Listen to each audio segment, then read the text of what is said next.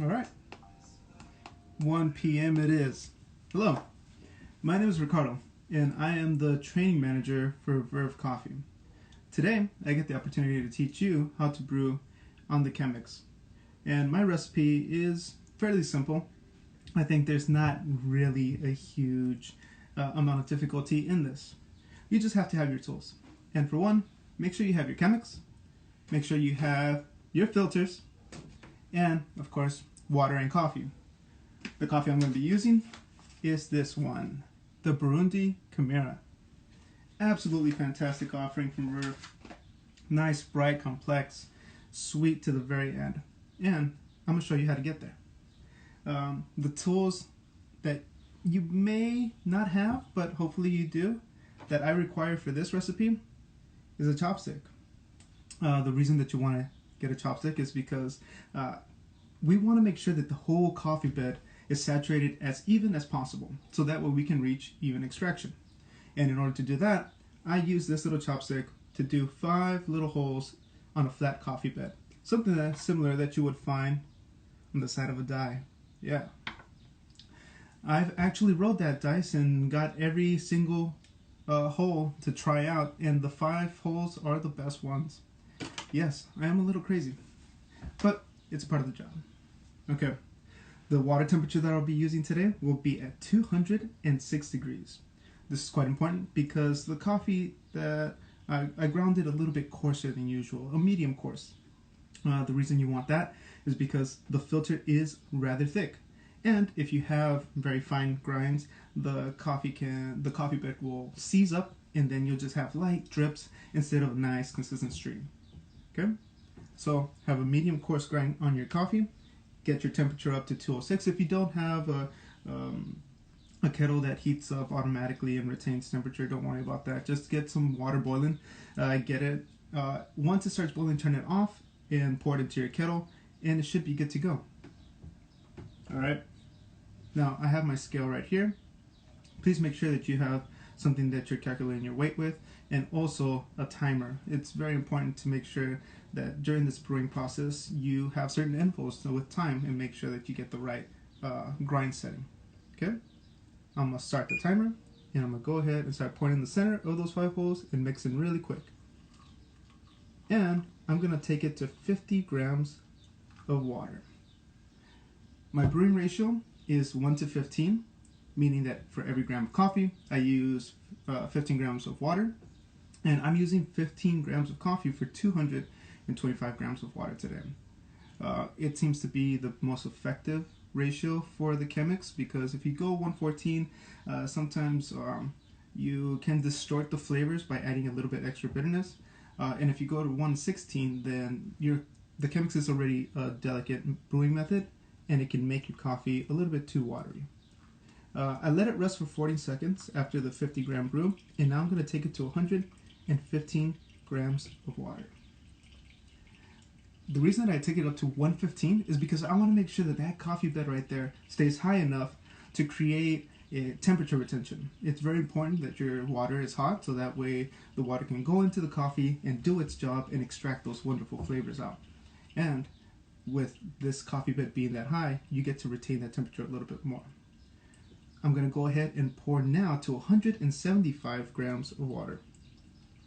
Okay, and also I'm going in circles. I want to make sure that I'm moving that coffee bed as well. 175, there we go. Cool. And then the final pour will be to 225 grams of water, and that should finish it up. If you can see the stream right there, it's pretty consistent. It hasn't reached any clogging, and that's because I adjusted the grind and I made sure my water is nice and hot, that it can have that energy to push through that coffee bed and do what it has to do, which is extract deliciousness. Okay, so on this point, I'm waiting to see the coffee bed appear a little bit in the water, so that way I can fill it up to that. That way I give it enough time to make that coffee water contact. Okay, there we go. I see it a little bit more. And now to 225. And there we go. Yes, the best part about this recipe is that it really does give you enough flavor in your cup. You make sure that you'll notice something instantly on your first sip rather than waiting for it to cool down and make sure that it has some sort of nuance involved. And the Burundi Chimera has amazing complexity. When it's hot, I find that it tastes like Rainier cherries, black tea, hazelnut as well. And when it cools down, that Rainier cherry stays, but it's also incorporated with like this tamarind and this barlet pear sweetness that goes on to it. So it's a very juicy cup, very playful for anybody that's looking for something that is more of an experienced burst of flavor. It definitely does its job. And as we're waiting for this to finish up, I can tell you a little bit more of what I use for the process. So the grinder that I use is a Vario, a Baratza Vario. The setting is N4 for anybody that might have a Baratza Vario out there. If that helps, I hope it does. And the water that I'm using is actually water from my nearby wateria. They do a great job making sure that it has enough minerals for the water to taste great. And as well, for brewing coffee, I find that it brings out just the right amount of acidity and clarity in every coffee that I brew. So make sure you have really good water. It's very important to brew that delicious coffee with an excellent water. Okay, so this brew takes 4 minutes total time. If you find yourself finding a little bit before 4 minutes or way past it, adjust your grind until you get that time. That's why having a timer is very, very important. Now I'm gonna decant this little filter right here into the mug and use another mug for the Chemex. Before I pour, however, I'm going to make sure I swirl this whole thing together, because each step of that brewing process extracts different solubles in the coffee that have different densities. You want to make sure you have that nice, even extraction brew in your cup. Okay.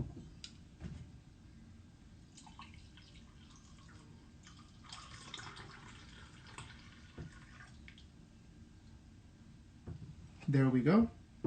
Now, I can go ahead and sip this coffee right now and immediately say how delicious it is, but it will have a little bit of an ache because it's quite hot.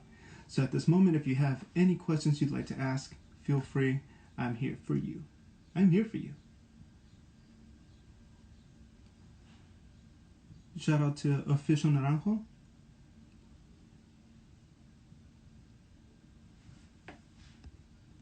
If you're wondering what that music was, it was a band called Astronaut Etc. And it's their cover version of Rocket Man from Elton John. It's a really good cover.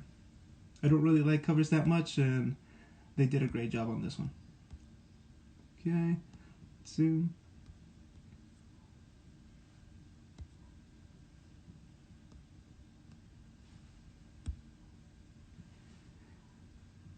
Okay, so do you like the narrow Chemex versus the larger traditional version? Personally, I do. Just because it's just for one cup. And right now, we're kind of in solitude times, and my wife doesn't drink coffee, and my kids are trying to wean off it. So I'm just brewing for myself today. And I find that it can retain heat a little bit better, especially if you're going to have a large group and you're going to brew a big amount of coffee. Then, of course, because of the size and the need, you would use the 8-cup, 10-cup Chemex. But if you are just doing it for yourself, then I highly recommend going ahead and getting the 3-cup Chemex. The filters are a little narrower and has a little bit less paper waste, and you definitely retain temperature a lot easier. It makes the coffee come out a little bit brighter, along with the delicate notes that it has. Let's see. There we go. Gamaniel 15, what's up? Yes, you gotta roll the dice. Let's see. Oh yeah, the coffee that I'm using, just to reiterate, is this one. I realized that it's backwards, so it's the Burundi Chimera. Burundi Chimera. I don't believe it's been on the lineup for that long, but it's been absolutely fantastic. So sweet and juicy. It makes the cup just like sing with flavors, which I'd like to hear a tune myself right now. Let's see.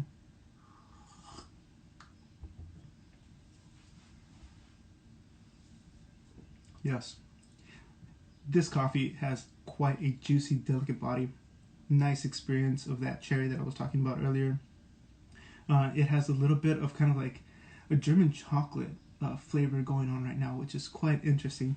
That's the thing about coffee, man. It'll always, you could brew it the same way 1,000 times, and it'll always show you just a little glimmer of something new. And that's why it's very important to make sure you have the right equipment and the right ingredients to make sure you can hear that beautiful story that that coffee is going to tell you. I think I'll hear it one more time. Why, yes, it is a good tune. Let's see anything else we got around here. I'm glad to see people giving love to the Burundi. Let's see. Yeah, excellent. I'm glad that your girlfriend got you a Chemex because it is sweet to use. Very simple as well. It can be a little tricky when you're cleaning it because you have to untie and retie this, and it may not seem difficult, but I just want to brew coffee, and I hope you enjoy it. I hope you enjoy it. All right. I believe the altitude is around 1,400 to 1,750 meters above sea level, if I'm not mistaken.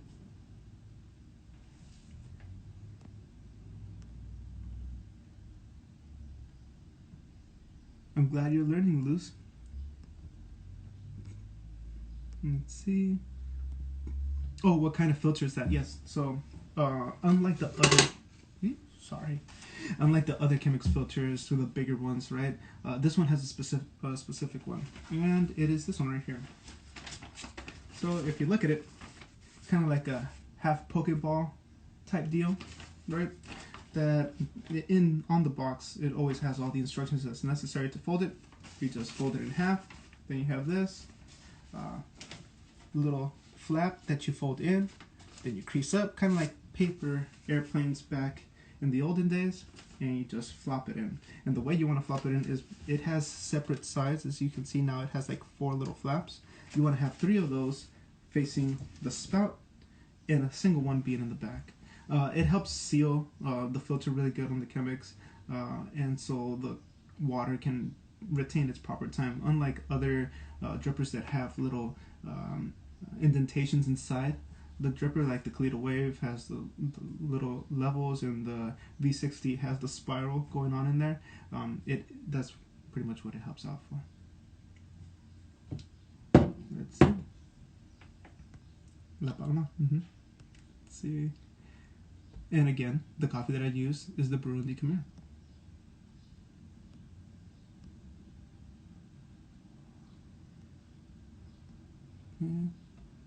What's my favorite single origin out of this? Man, that's something that I always have trouble answering. It's Ethiopia. Ethiopia is my single origin. It is wild out there, and just the amazing complexities that come out of an Ethiopian coffee. To my personal, I don't feel that they're rivaled. Especially, I really like the Ethiopia Reko from the Reko washing station. One of the best ones.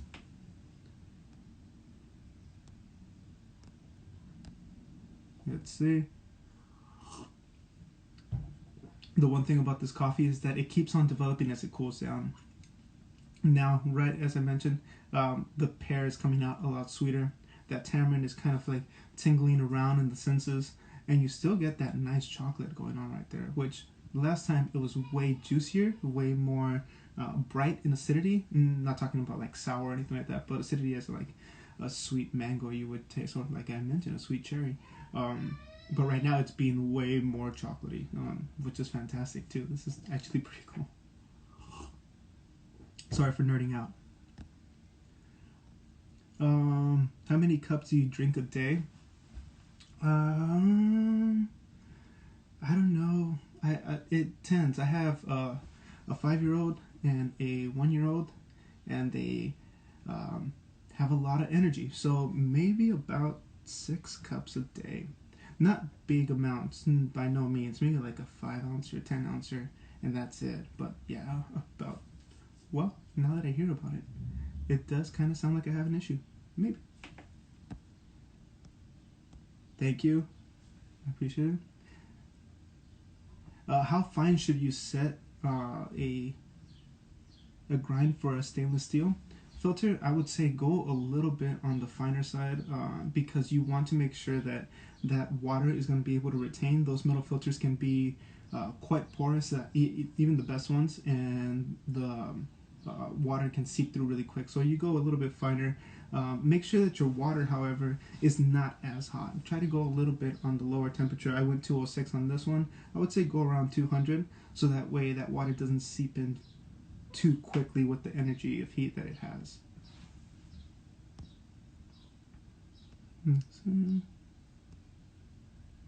The ratio again was 1 to 15. 1 to 15. That's how we go.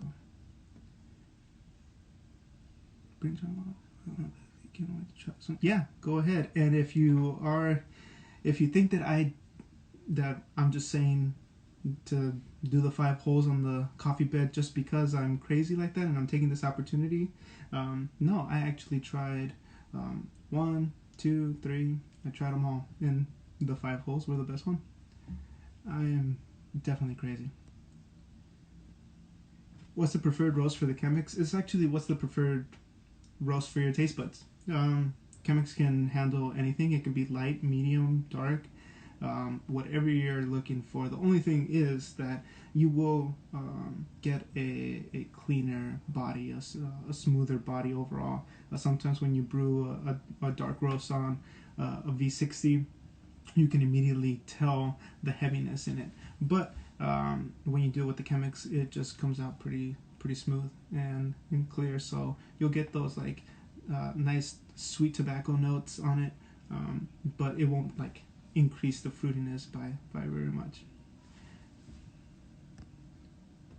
Oh, the yield of this is going to be, so it came out to 202 grams total brew weight.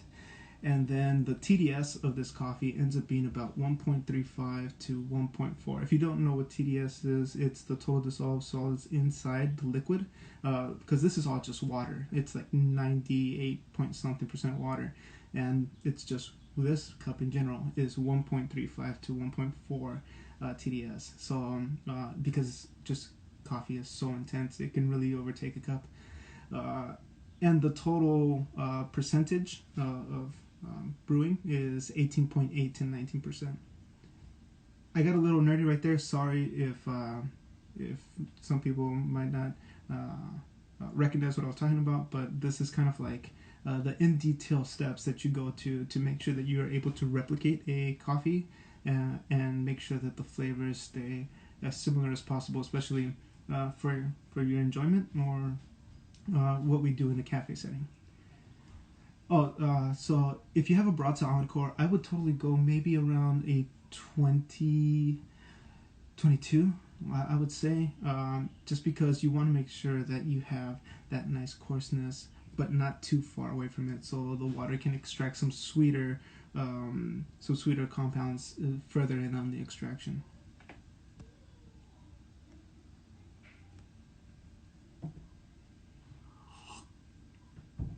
The most important thing to keep in mind while pouring water, besides circular motion, is the level, the rate.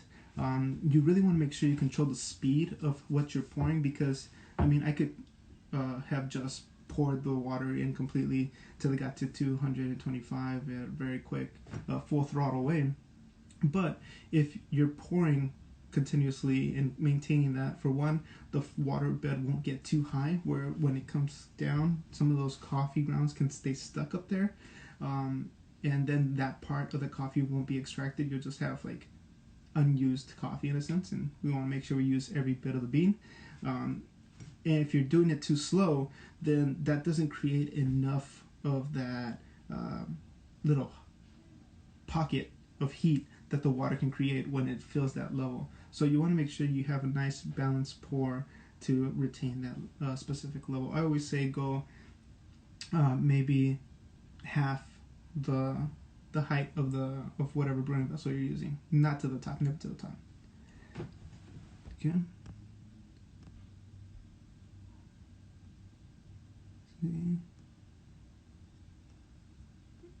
See.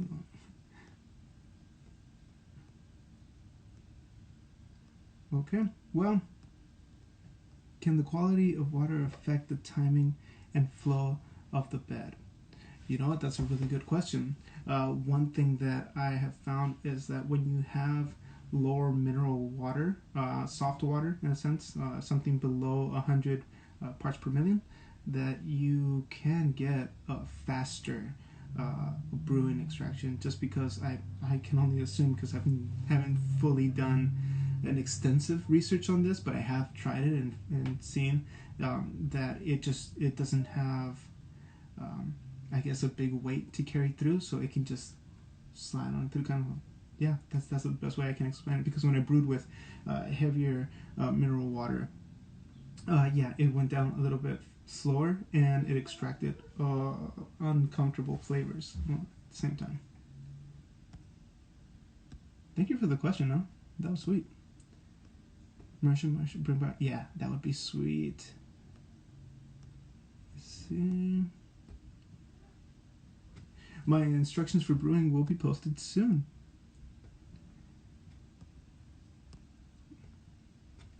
What's the best grind for a Bonavita coffee maker with a paper filter? Bonavita, go medium. Don't go fine on it, because you want to make sure that coffee bed doesn't, first of all, can overspill if the water's taking too long and the sprinklers are releasing the water too much. So I would say go medium and then a little bit coarser, so that way you can adjust for your taste on that. But don't try too fine on those.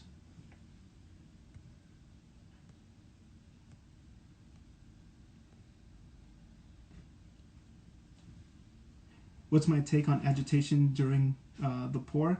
I feel that it's very necessary to agitate your coffee during the pour. Now, I don't expect people to be going in amazing circles, very intense circular motions, but you need to keep the bed moving for all coffee to have that chance for it to be extracted as even as possible. Again, if you're just hitting the initial top layer, then kind of like the water minerals that are already hitting that are filling up their bag in a sense, it might not extract the bottom part, and so there can be a differentiation in flavors. Cool. Thank you guys, really appreciate it. If you can give us a follow, and we will be doing a lot more of these videos. Please enjoy.